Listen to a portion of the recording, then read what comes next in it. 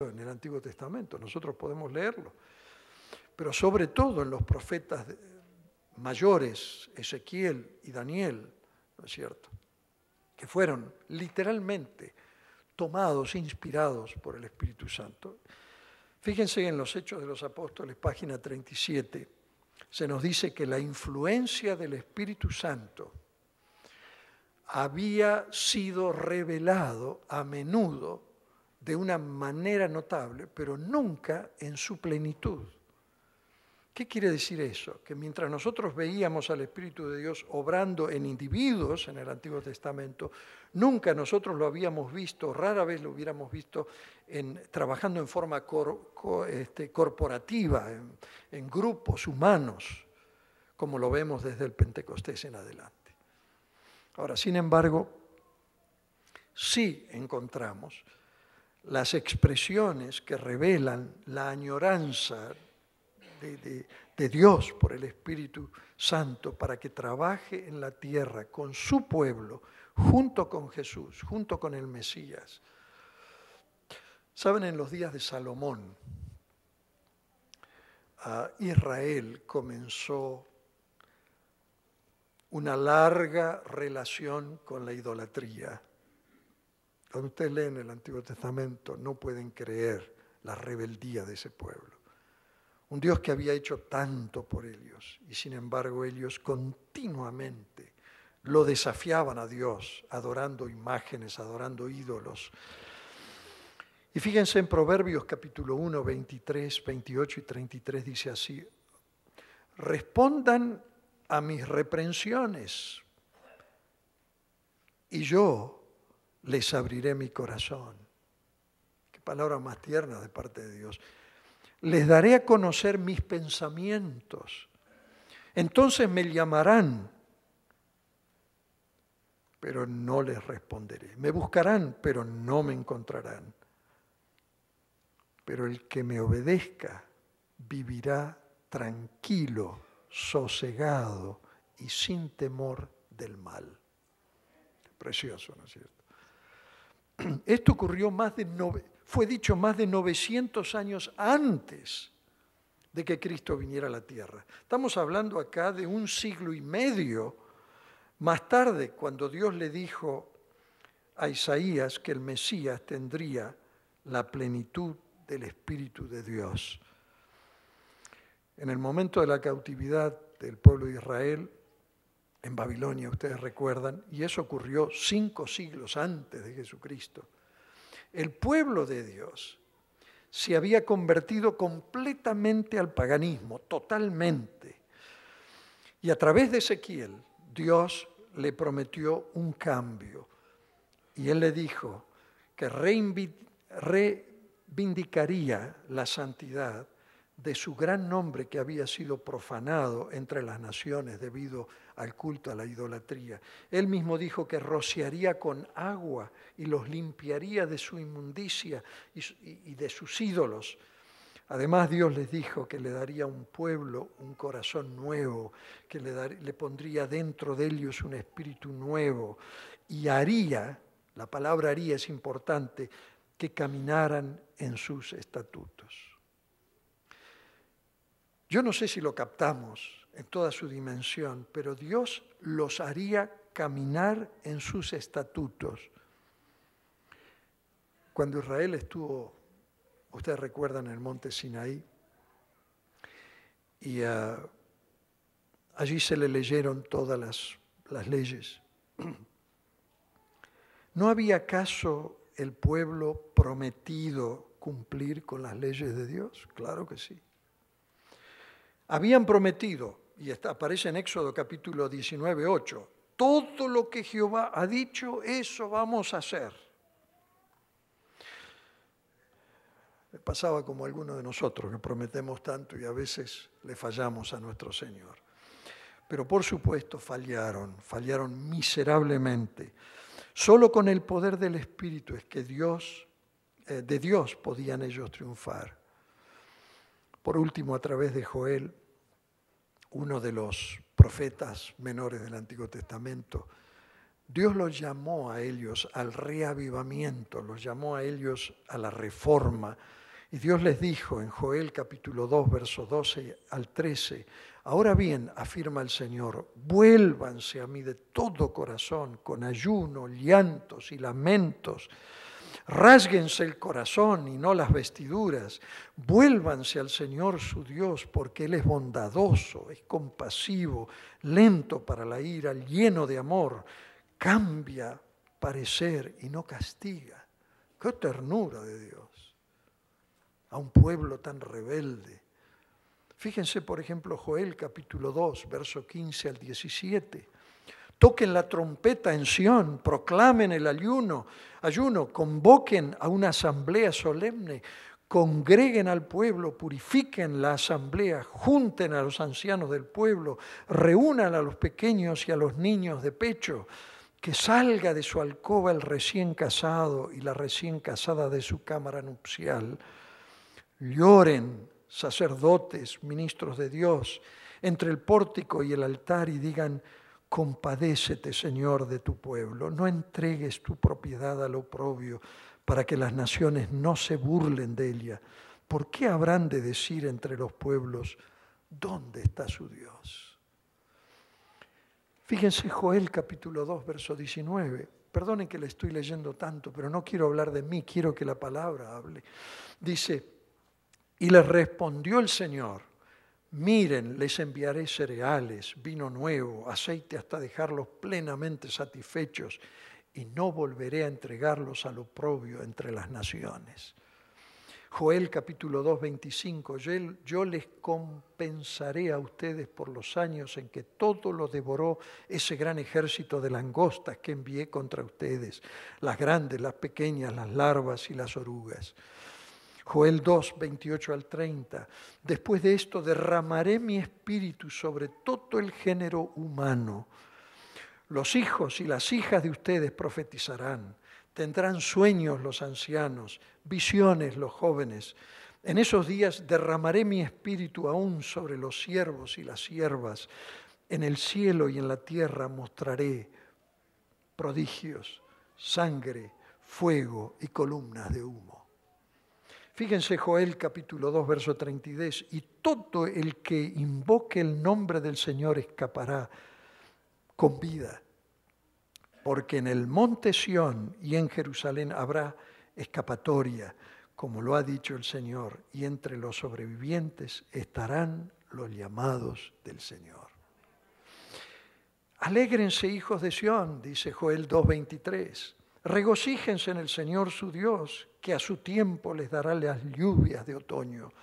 Les enviará la lluvia, la de otoño y la de primavera, como en tiempos pasados. En el día de Pentecostés, mis amados, Pedro recordó estas promesas de Joel. No tenemos tiempo para leerlo, pero prácticamente son palabras muy parecidas. Ahí están Hechos capítulo 2, los versos 14 hasta el 21. Y por primera vez nosotros encontramos a Dios prometiendo el Espíritu a toda la humanidad, ya no a individuos, a toda la humanidad, hombres, mujeres, jóvenes, viejos, a todos. A través del pueblo de Dios, el poder y la presencia del Espíritu ahora serían vistos por el mundo entero. Y entonces surge la pregunta en la mente, bueno, ¿y por qué eso no sucedió en los tiempos del Antiguo Testamento? ¿Por qué tiene que suceder en los tiempos del Nuevo Testamento? Por una razón muy simple, pero muy profunda. Y Juan nos dice, escuchen esto, Juan 7:39, grábenlo en la cabeza. El Espíritu no había sido dado todavía porque Jesús no había sido glorificado. Tremenda respuesta. ¿Y cuándo fue glorificado Jesús? Bueno, después que sufrió, después que murió, ya que tanto Él como su Padre, Dios Padre, dejaron en claro tan solo unos días antes de la crucifixión lo que iba a suceder. Y pocos días después del día del Pentecostés, Pedro, con el poder del Espíritu Santo, por inspiración de Dios, predicó con poder y anunció que Jesús había sido ya glorificado. En otras palabras, ¿cómo fue que ocurrió eso? Si nosotros leemos en los Hechos de los Apóstoles, página 37, ahí encontramos la respuesta, porque en ese día Cristo fue entronizado como Rey de Reyes, dice, en medio de la adoración de los ángeles, contemplado como el momento de la posesión de su herencia divina.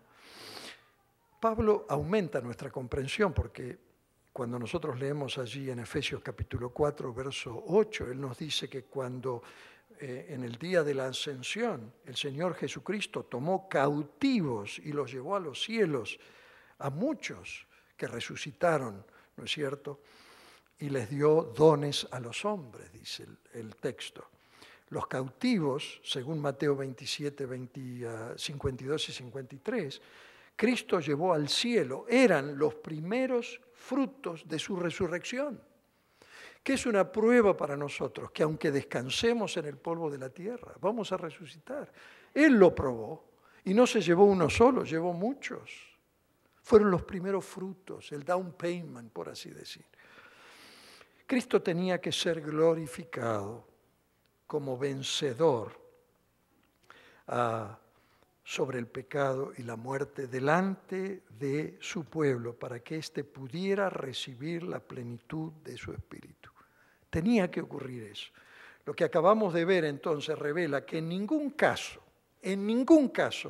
podría haber habido Pentecostés si no hubiera habido Calvario. Piénsenlo un poquito. La razón es muy simple, muy simple. El deseo de la plenitud de Dios en nuestras vidas solo se produce cuando vemos el sacrificio de Jesucristo en toda su plenitud.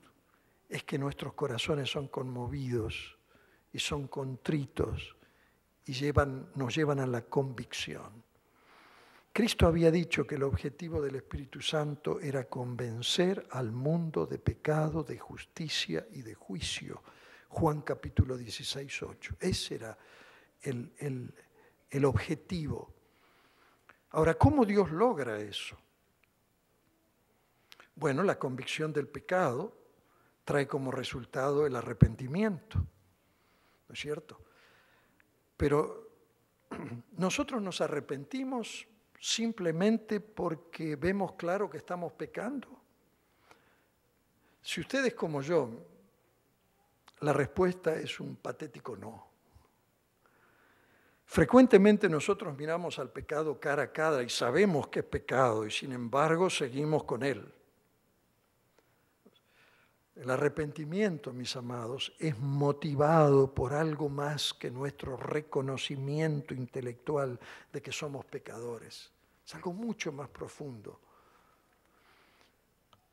Se trata de la demostración del amor de Dios por nosotros. La demostración. Palabra interesante. Fíjense, Romanos 2:4 dice, la bondad de Dios es la que nos guía al arrepentimiento. Es la bondad de Dios la que nos lleva al arrepentimiento. No el reconocer intelectualmente de que hemos pecado, estamos en pecado. Es la bondad de Dios. Déjenme y síganme de cerca porque es importante. Cristo podría haberse muerto en el jardín del Getsemaní, porque después de todo vino para morir y podría haber muerto. Él podría haberse quitado la vida porque en última instancia Él dio su vida, nadie lo mató.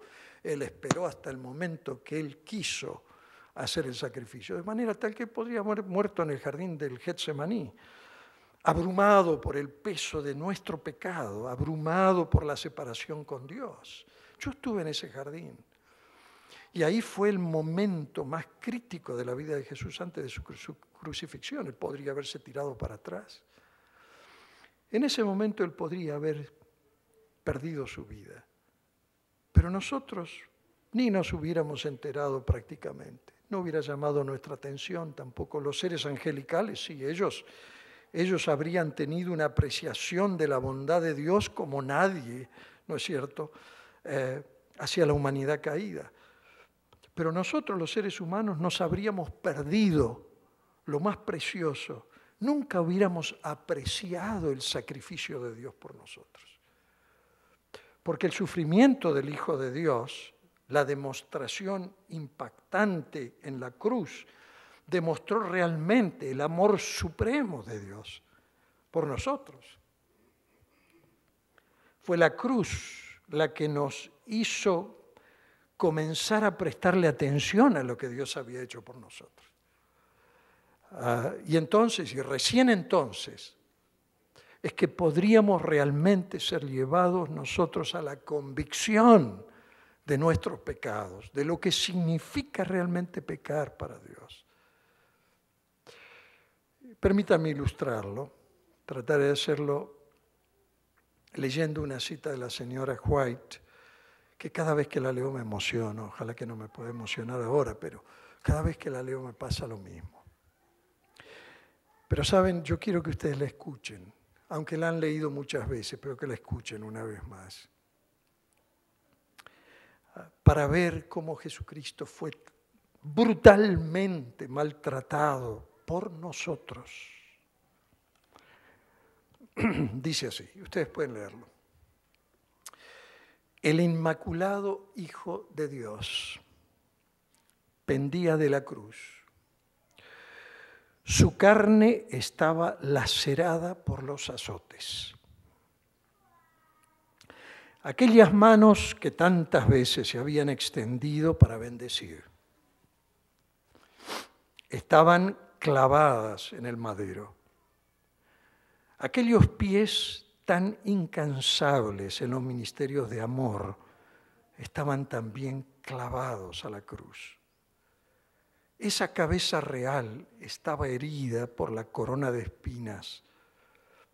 Aquellos labios temblorosos formulaban clamores de dolor. Y todo lo que sufrió, las gotas de sangre que cayeron de sus cabezas, sus manos y sus pies, la agonía que torturó su cuerpo y la inefable angustia que llenó su alma al ocultarse el rostro de su Padre, habla a cada hijo de la humanidad y declara, por ti consiente el Hijo de Dios en llevar esta carga de culpabilidad. Por ti saquea el dominio de la muerte y abre las puertas del paraíso. El que calmó las airadas ondas y anduvo sobre la cresta espumosa de las olas. El que hizo temblar a los demonios y huir a la enfermedad. El que abrió los ojos de los ciegos y devolvió la vida a los muertos. Se ofrece como sacrificio en la cruz. Y esto por amor a ti. Él, el expiador del pecado, soporta la ira de la justicia divina y por causa tuya se hizo pecado. Mis amados, en 1996 viajé a Israel con 35 miembros de esta iglesia. Yo nunca voy a olvidar, fue una experiencia para mí renovadora e inspiradora. Con mi esposa fuimos al jardín del Getsemaní, nos arrodillamos allí. Yo me arrodillé detrás de una roca grande y mi mente divagó, por supuesto, en las escenas de Jesús antes de ir al Calvario, cómo transpiró gotas de sangre en ese lugar, cómo habrá orado a su Padre, con qué fervor oraba, pidiendo que si era su voluntad dejara pasar esa copa de él. Y yo me acuerdo arrodillado ahí contra una de esas rocas del jardín, recuerdo haber orado, Señor, ¿por qué? ¿Por qué me amas tanto? ¿Quién soy yo? ¿Quién soy yo para que tú hayas hecho este gran sacrificio por mí? Esa mañana lloré y al comprender el tremendo amor de mi Señor, de mi Maestro, de mi Salvador, como nunca lo había comprendido antes. Había sido un pastor por muchos años, había crecido desde mi niñez en la iglesia prácticamente, empecé a ir a la iglesia cuando tenía 5 años. Había estado constantemente expuesto a la obra de Cristo por los pecadores. Más tarde en la vida había tenido el privilegio de llevar a mucha gente a los pies de la cruz. Sin embargo, esa mañana, ahí arrodillado, parecía como que las ventanas del cielo lanzaron en mi dirección un torrente de luz que yo nunca había visto. Y fui obsesivamente, diría yo, consciente de la gracia de Dios que me envolvía. Estaba tan sobrecogido por el amor de Dios en ese momento que no me atrevía ni a moverme, ni a hablar, ni por un largo rato ni pude hablar. Mi Dios Santo me había regalado su vida. Y la pregunta que surgió en mi mente es, bueno, ¿qué creen que hice yo después que me levanté de ese lugar, que me retiré de ese lugar? ¿Ustedes creen que podría volver a vivir mi vida descuidado como lo había hecho antes? No, era imposible. ¿Creen que podría haber gastado mi vida en distracciones baladíes como a veces gastamos nuestra vida? No. Allí me entregué por completo, tal vez al menos más completamente que nunca lo había hecho antes. Y yo recuerdo, tal vez no tengo las palabras textuales, pero recuerdo el pensamiento, Señor, si tú estás dispuesto a amarme tanto, yo sé que no lo merezco, que nunca lo voy a merecer, pero si hay algo que puedo hacer, puedes hacer conmigo para tu gloria, hazlo, hazlo. Te entrego todo mi ser. Es mi privilegio, es mi honor entregarte todo a ti. Yo no soy nada y tú eres todo, y sin embargo tú has escogido tratarme como si yo fuera una persona digna. Mis amados, podemos ver nosotros por qué Juan dijo que el Espíritu no había sido dado todavía, pues Jesucristo aún no había sido glorificado. La tarea suprema, mis amados, y humilde de la gracia del Espíritu es mostrarnos a nosotros, a Jesucristo, como Él realmente es. La ley de Dios por la que el universo se mueve es la ley del amor abnegado. Pero hasta el Calvario, solamente hasta el Calvario, solamente Dios sabía lo que nos amaba a nosotros. Pero después de la cruz, el Espíritu Santo pudo finalmente mostrarnos a nosotros su amor de una manera que nos habría sido desconocida antes. No podría haberlo hecho mejor. Por eso, mis amados, fue que el Espíritu fue derramado sobre toda la humanidad en ese momento. Y hoy vivimos, como lo dije al comenzar, vivimos en una era diferente. Vivimos en la era del Espíritu. Y concluyo con una pregunta para que quedemos pensando. ¿Deberíamos entonces esperar que la Iglesia y que cada seguidor de la cruz reflejaran esa diferencia? Yo creo que sí. Por supuesto que deberíamos. Dios lo espera. Dios nos ayude para que sea una realidad en nuestra vida también. Vamos a concluir esta mañana cantando las estrofas del último himno y luego tendremos una palabra de bendición.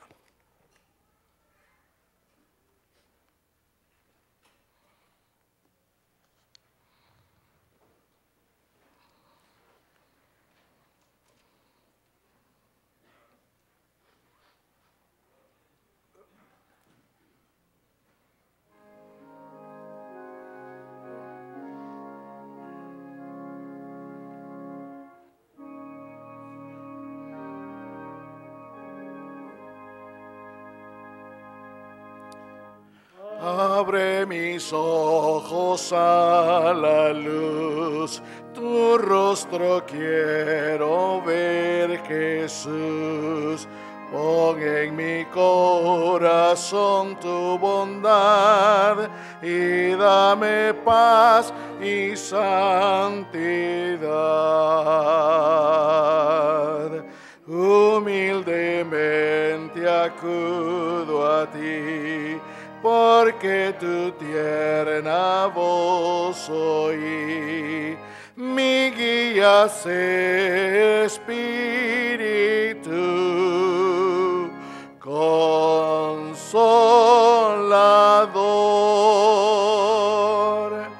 Abre mi oído tu verdad, yo quiero oír con claridad bellas palabras de dulce amor, oh mi bendito Salvador.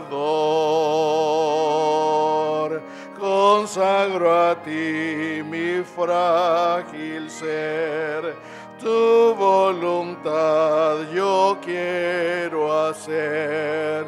Llena mi ser, Espíritu Consolador. Abre mis labios para hablar y a todo el mundo proclamar que tú viniste a rescatar al más indigno pecador. La mies es mucha, oh Señor, obreros faltan de valor. Heme aquí, Espíritu Consolador. Abre mi mente para ver más de tu amor y gran poder. Haz que en la lucha pueda triunfar y en tus caminos fiel andar. De mi alma escude siempre sé y aumenta mi valor y fe. Mi mano ten, Espíritu Consolador. Abre las puertas de tu hogar, en tu palacio ansío estar.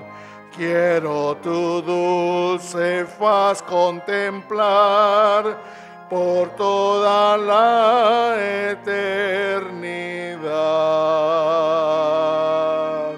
Y cuando en tu presencia esté, tu santo nombre alabaré. Mora en mi espíritu consolador.